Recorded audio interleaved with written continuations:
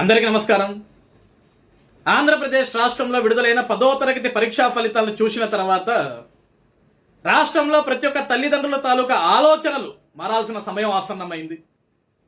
ఈరోజు మీకు ఇక్కడ కనబడుతున్న వార్తాపత్రికలు ఇవన్నీ కూడా అండి.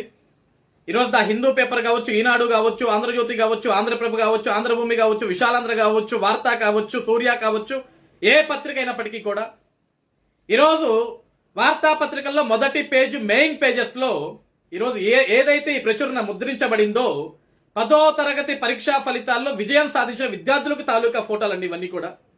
ఈరోజు మీరందరూ అనుకోవచ్చు, ఈ ఫలితాలకు సంబంధించి ఇవన్నీ కూడా కార్పొరేట్ పాఠశాలలకు సంబంధించిన ఫోటోలేమో, కార్పొరేట్ పాఠశాలలో మార్కులు సాధించిన విద్యార్థులకు తాలూకా ఫోటోలేమో అని మీరు అనుకోవచ్చు. కాదండి, ఈరోజు ఈ ప్రధాన వార్తాపత్రికల్లో ప్రచురించబడిన ఈ ఫోటోలన్నీ కూడా ప్రభుత్వ పాఠశాలలో చదువుకొని ఘన విజయం సాధించిన విద్యార్థుల తాలూకా ఫోటోలు ఇవన్నీ కూడా.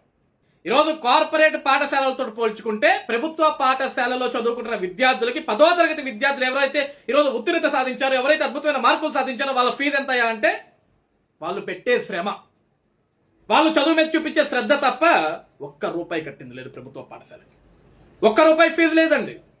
ఈరోజు నేను అనేకమైన ప్రభుత్వ పాఠశాల ఉపాధ్యాయులతో మాట్లాడాను, అందరినీ అప్రిషియేట్ చేశాను. ఈరోజు ఆంధ్రప్రదేశ్ రాష్ట్రంలో ప్రభుత్వ పాఠశాల తాలూకా విద్యార్థులు ఎవరైతే ఘన మార్కులు సాధించారో, ఘన విజయాన్ని సాధించారో, ఆ విద్యార్థులకు పాఠాలు చెప్పిన ప్రతి ఒక్క ప్రభుత్వ ఉపాధ్యాయుడికి మనందరం కూడా చేతులెత్తి మొక్కాల, శాల్యూట్ చేయాల.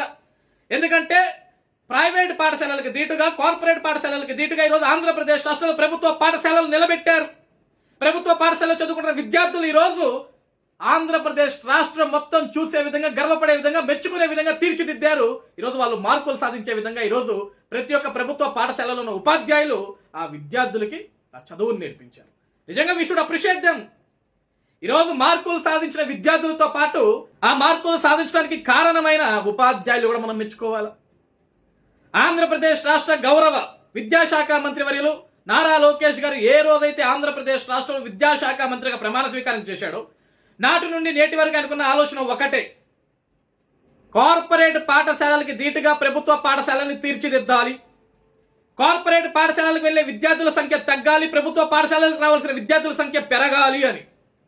ఈరోజు దాని ద బెస్ట్ ఎగ్జాంపుల్ ఈరోజు ఈ మార్కులు, ఈరోజు ఈ వార్తాపత్రికల్లో వచ్చిన ప్రచునార్థం ఇవన్నీ కూడా ఆంధ్రప్రదేశ్ రాష్ట్రంలో ఉన్న తల్లిదండ్రులందరూ కూడా చూడాలమ్మా.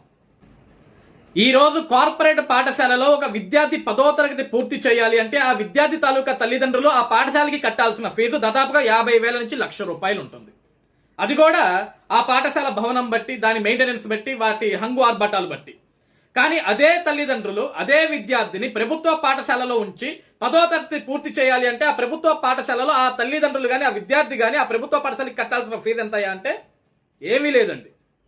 ఆ పిల్లవాడు అక్కడ ఉన్న ఉపాధ్యాయులు చెబుతున్న, అధ్యాపకులు చెబుతున్న చదువుని బాగా నేర్చుకుంటే, శ్రద్ధ చూపిస్తే, సమయాన్ని వెచ్చిస్తే చాలు, అదే అక్కడ కట్టాల్సిన ఫీజు.